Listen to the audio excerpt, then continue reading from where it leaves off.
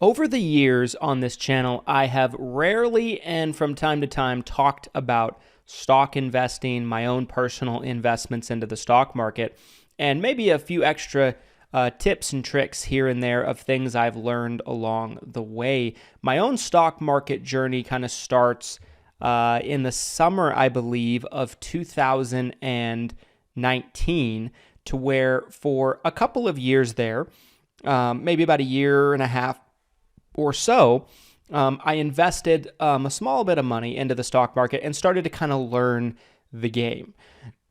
Now, at the time, my business was in ultra growth mode, and it became apparent to me that where I was at in my career, that I was best off investing all of my available funds into my business, okay? So I sold off all of my positions at that time. This was in, I believe, the end of 2020. And I stayed out of the market for give or take about a year. And this ended up being great for my business. All of the extra funds helped the business grow substantially. So it was the right move for me at the time.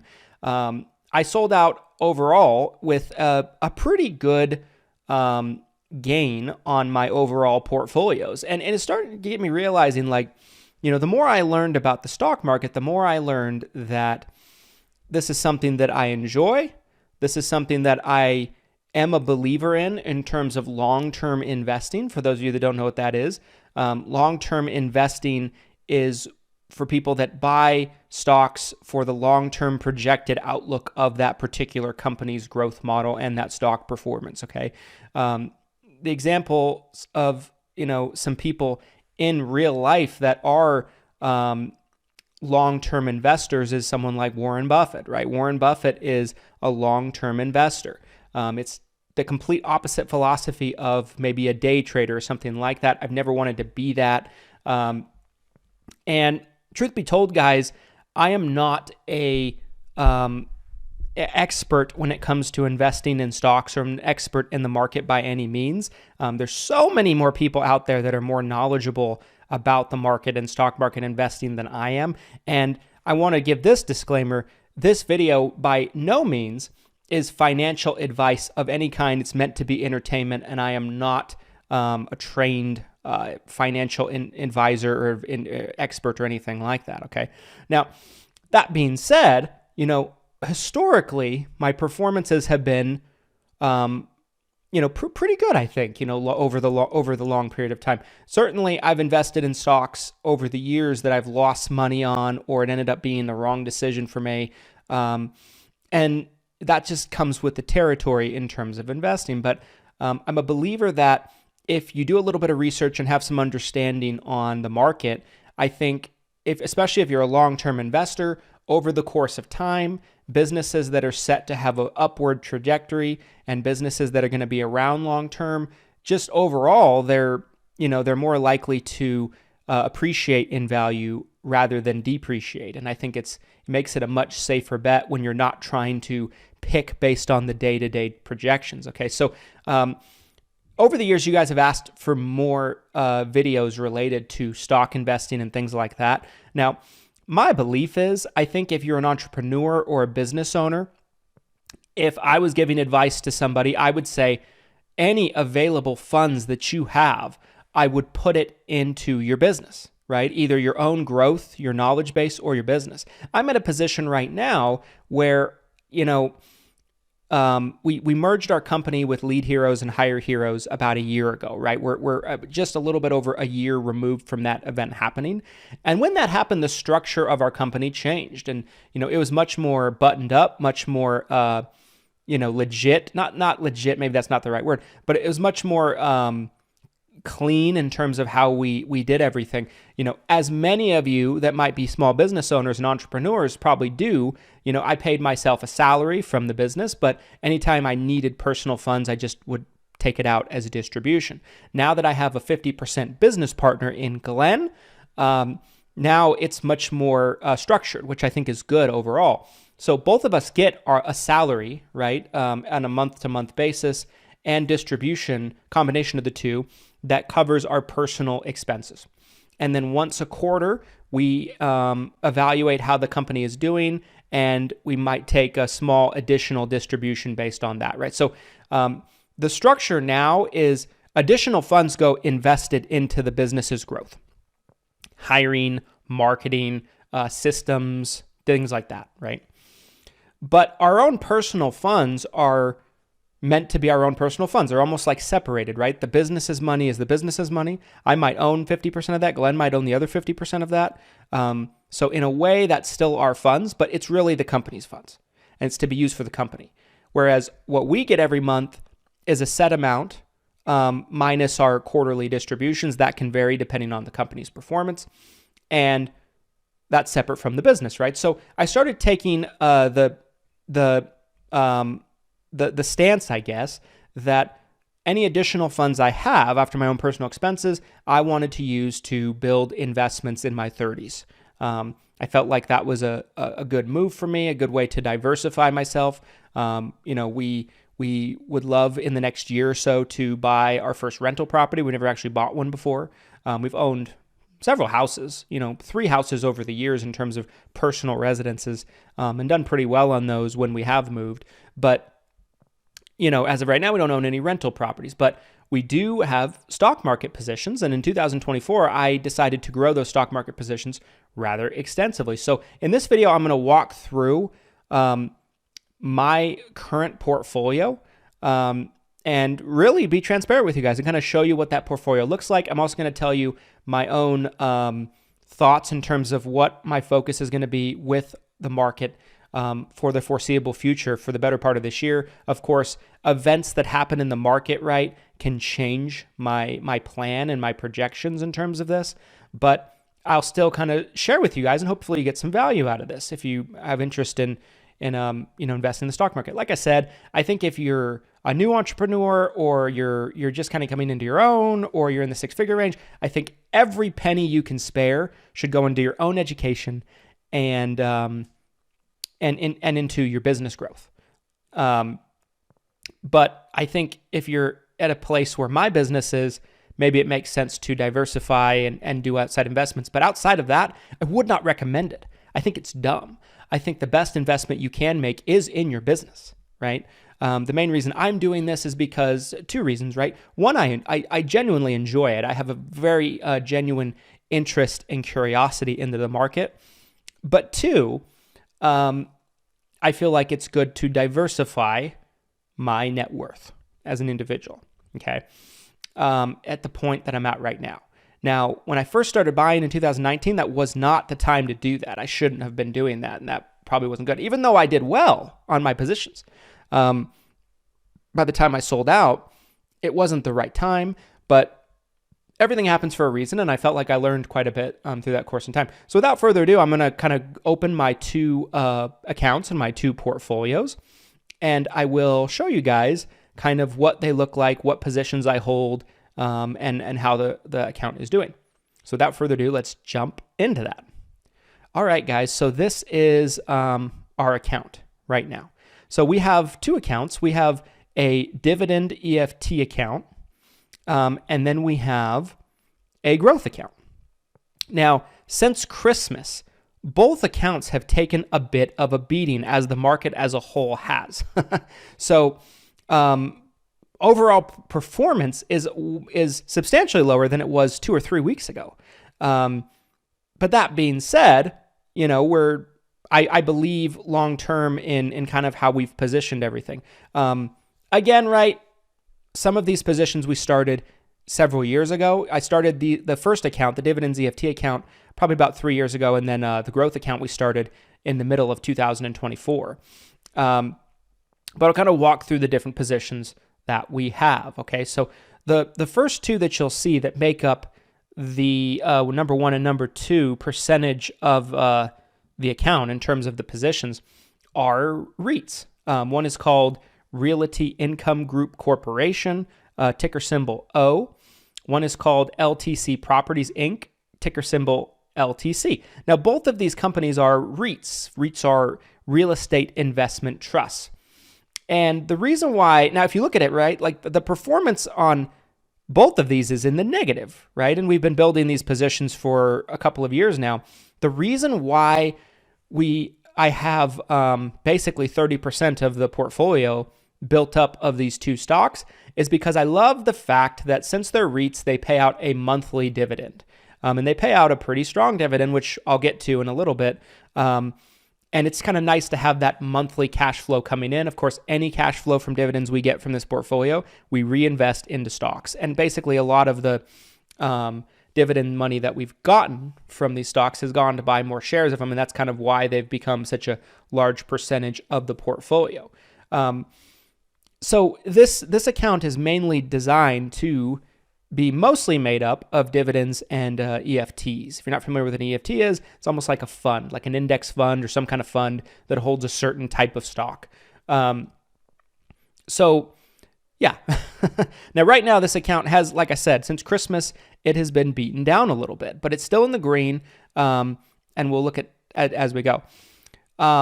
Third biggest position we have is an index fund. The total gain lifetime of it is up 23%. And, that one's just pretty easy, right? This one in particular is designed to mirror the S&P 500. So the 500 biggest market cap companies in the stock market, and it basically mirrors the performance of the stock market as a whole. Not a ton of research needs to be put into that. It's kind of looked at as a very safe investment that's designed to mirror the stock market. So that one has done well. We are planning to buy more S&P 500 index funds in 2025. Third position is AT&T. Now, one thing that happened when we first started buying AT&T, I bought it because I was attracted to the dividend of it, right? AT&T owned at the time DirecTV, and DirecTV was not working out substantially in terms of that, and they ended up selling it to Warner Brothers, and my stock split into two. And our Warner Brothers stock, I held on to it for probably a year and a half or so from when that happened. And you won't see it on this list because I dumped it. I just finally decided to take the funds in it and roll it into something else. But it was just getting beat down. It was down 60, 70, 80%, somewhere in there.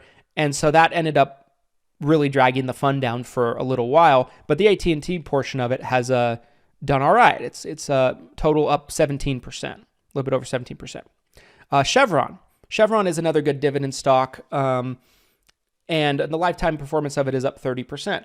I debated dumping it, so probably maybe about a year and a half, 2 years ago now.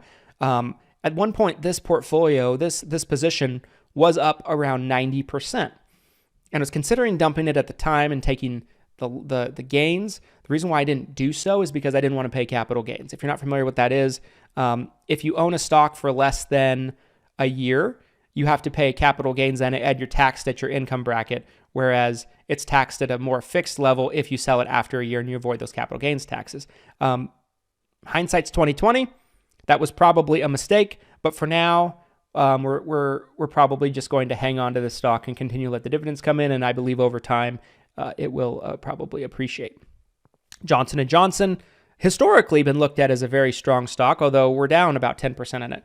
This stock has been beaten down as of late. We were not even in the negative on it 3 or 4 months ago, but it's also a good dividend stock. Johnson & Johnson does a million different things. Another index fund. This one is a Vanguard Dividends high dividend yield index fund. It's up about 14.5%. Not performing as well as the S&P 500 index fund, though. So that might tell you something. Verizon. The only reason why we haven't dumped this stock is because it's a very good dividend stock. It pays a good dividend. But long term, I'm not super bullish on it. But at the time, we're down 14%. We sell it. We automatically take a 14% loss. I think in the short term, maybe 1 to 2 years, it might be a good idea to hang on to this and see if it recovers. Or maybe sell it at less of a loss and take the dividend money that comes in as a result. Ally. So I'm a Ally Bank. If for those of you that aren't familiar, Ally Bank is a internet bank. It's something that I'm a customer of. I really, really like them a lot. It's a good dividend stock, but we bought it more in the last year or so, year and a half or so, and we're up about 40%. So it's been a good stock for us. Microsoft. So we got this at a really, really good time. We bought in at about $248 and some change a share. Now we only bought 5 shares. That's my biggest regret. I just put a little bit in, but they have done so much investments and innovation in AI. They were an early investor in ChatGPT, and that has really helped their long-term trajectory. I mean, of course, Microsoft is a monster technology company, and so I can't see us selling those shares anytime soon, up 68% from when we bought them. Coca-Cola, same thing, dividend play. Don't have a ton invested into it, 34 shares, but it's a lower cost per share. We're up a little bit, but it's more of a dividend play. Amazon. So even though this is a dividend and EFT account, I decided to buy a little bit of Amazon. Good timing of it. And it's up 43%. Doesn't pay a dividend. It's not an EFT. But we bought just a few, maybe 9 shares of it at $152 a share. So that I can't see us selling those anytime soon. One of the stocks that I am probably going to be putting money into this year is IBIT, ticker symbol IBIT, which is a Bitcoin EFT. The more and more I've researched and kind of studied Bitcoin, a lot of analysts kind of anticipate that by the end of 2025, it could be in the $200,000 range. And I think it's just going to keep appreciating and appreciating and appreciating in value. I remember looking at potentially buying a Bitcoin in 2019. At the time, they were about $4,000 or $5,000 per Bitcoin, and I decided not to do so. And I'm just kicking myself for not buying that Bitcoin because it's around, at the time of making this video, about $100,000 per Bitcoin. So I wanted to have some kind of investment into that, but I didn't want to buy an actual Bitcoin. An EFT for Bitcoin, right now, this is the biggest, most well-known one. It gives me the ability to have some investment into that. So that's a position I intend to keep building over the course of the year. United Health Group, only 2 shares, smallest position in this account. I love the company. I'm an insurance agent, an agency owner. And so, I think they're very well ran, even though they've been under fire lately. There's been a media onslaught on them. I'm not sure if we will keep this position though, because it hasn't done a ton for us over the course of 3 years. Hasn't been timing wise, probably a great time for us to buy it, but we'll see. I wanted to have some insurance company positions because I'm in the insurance business, but that's the only insurance position we have as of now. Not a great performance as of the time of recording this video for this account, right? It's only up 3.43%, but we do get a lot of dividend revenue that doesn't factor into this every year from this because there's so many dividend stocks, right? You have AT&T, you have the REITs, you have Chevron, Johnson & Johnson, Verizon Wireless, Ally Bank, Coca-Cola. All of these are strong dividend stocks. And all the dividend money goes back to reinvest, and that does not factor into this number. Now, like I said, shortly before Christmas, this was up quite a bit more. Stock market kind of has been beaten down lately. I think it's maybe more of a correction. I believe that in the next 6 months, this will bounce back and go up quite a bit. It's just not a great timing for this account.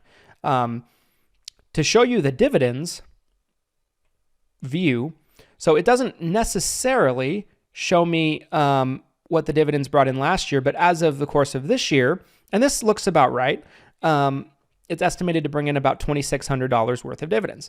That helps us buy more shares of stocks we want to buy without necessarily having to put any money out of our pocket. And we can continue to grow positions with the dividend money that comes in. So that's the beauty of dividends, right? Now, that being said, dividends typically pale in comparison of a performance of value stocks, right? And growth stocks. And so I decided to open an account about maybe mid-2024 of a growth account for growth stocks. And with this, there was 4 stocks that I researched heavily, put a lot of time into, and decided to build positions in. One was Amazon. Even though we had a position started to build in the other account, I wanted a fresh position in this account. Tesla, Microsoft, and Google. Now, the highest percentage is the highest percentage of position in this account is Amazon. It's done very well, up 21%. Tesla has done extremely well. Now, Tesla stock historically has been extremely volatile. It's up 96% as of the time of making this video. A week ago, it was up 115%, and I was considering just dumping the entire position because I know how volatile this stock could be. The reason why I didn't do it is because I believe in the company over a long period of time. Remember, I'm a long-term investor. That's my philosophy. And so, I believe that long-term, I think that this stock has new heights that it can climb to. I believe in Elon Musk. I believe in Tesla. I believe in their product. I believe in electronic vehicles, which they're the market leader in. And so there's some metrics on this stock that I don't necessarily love, right? Like its PE ratio is prices versus earning ratio, for those of you that don't know what that means, is rather high compared to other vehicle manufacturing companies in the space.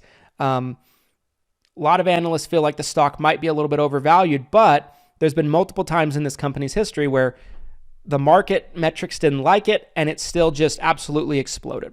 So I'm rolling the dice a little bit with Tesla and holding this position for the long term. And so far, it's done really well in a very short period of time, about 6 months or so we've had this position. So it's amazing performance. Microsoft. So Microsoft, slightly down, basically breaking even as of now. The stock has been a little beaten up. This is one of the ones that has been a little bit beaten up. We had a nice little gain on it prior to Christmas. And Google's up about 13%. Smallest position in this portfolio. Overall, this account is up 27% in the last 6 months. Great performance. And I believe in all these companies over the long period of time. Grand total on both of our portfolios averaged together is about 13.5% performance overall, not factoring in, of course, dividends. So that's super transparent, guys. You can't take that away from me. If you enjoy this type of analysis and this type of video, I really hope you do me a favor and give me a like on this video. Give me some love on this video for being so transparent with you. Now, the 3 stocks that I've talked about over the course of this video that I'm planning on putting a majority of, if not all, of our allocation to for new stocks we're buying in 2025, it would be the Bitcoin EFT I showed you earlier. I'm bullish on Bitcoin, and I like that Bitcoin EFT allows me to have a little bit of skin in the game for Bitcoin, as I believe long term it will grow. Meta, ticker symbol Meta, which owns, of course, Facebook, Instagram, WhatsApp. I love what the company's doing. It has a great forward PE ratio. One of my biggest regrets is when I first started investing, one of the first stocks I bought was Facebook before it was Meta. At about $150 a share. As of right now, the time of making this video, it's in the ballpark of about $615 per share. But I sold it off when I sold off all my other positions. I kind of wish I sold everything but just kept that one position and just held. But, hindsight is always 20/20. And, you can't undo what the past. But I do believe long-term, the company has growth ahead of it. I love the announcement that they came out. I love the position they're taking in terms of pulling back on the censorship, the fact-checking that Mark Zuckerberg has been talking about. He went on Joe Rogan talking about it. I just like that direction for the company. And I do believe, with everything they're doing outside of social media, the platform has just shy of 4 billion monthly users if you factor in Facebook, Instagram, and WhatsApp. That's insane to me. That's about 50% of the world population. There's no other company that has anything quite like that at all. And I think they just keep innovating all of the platforms to make them better, making the algorithms better. But I also like what they're doing in the video game space with Oculus and virtual reality. I like what they're doing with AI and those kind of things. So I feel like long-term, 5 to 10 years, that is a very good stock to be in, and I think it has a lot more heights that it can climb to. The third one is a Fidelity S&P 500 index fund. I just feel like no matter what happens to my accounts, that is a very safe position to build a little bit more into. because it just mirrors the S&P 500. Me buying individual stocks is rolling the dice a lot more, no matter how much I research these companies and things like that. Whereas an S&P 500 index fund, it's incredibly low risk. So it's building low risk tolerance into my accounts. Those are the 3 stocks I'm planning to go into. Now, like I said, if something changes substantially where there's a stock that I like a lot, it just absolutely plummets and falls off a cliff and I can get the shares for super cheap, I might rethink that approach. But as of right now, that's kind of the target that we're looking at. Like I said, guys, I am nowhere close to being a great investor, or, I'm still learning all the time. And, I'm early in my journey in terms of kind of learning and investing into the stock market. But I've never lost money overall in the stock market. And so, I feel like long term, I'm still young. I'm still in my 30s. I think it's a good thing to kind of diversify and build positions over time. So I hope you guys found this video helpful. I hope you appreciated, again, the transparency of it. If you did, do me a favor. Please give me a like so that more people can find this video. And if you want to see more videos like this from time to time on the channel, of course, this channel is mostly about growing your insurance business, but it's also necessarily not just always about that. It's about business too, right? And it's about businesses that I'm involved in, and this technically counts. So let me know if you want to see more videos like this from time to time. Not to say the channel will ever turn into this kind of channel, but from time to time, maybe a video here, a video there. If you'd like to see that, please let me know. Make sure to subscribe. We put out weekly videos to help you grow your business, mainly tailored to insurance agents, but the principles I feel like are applicable to a lot of different business sectors. And we will see you guys on the next video. Thanks so much for watching.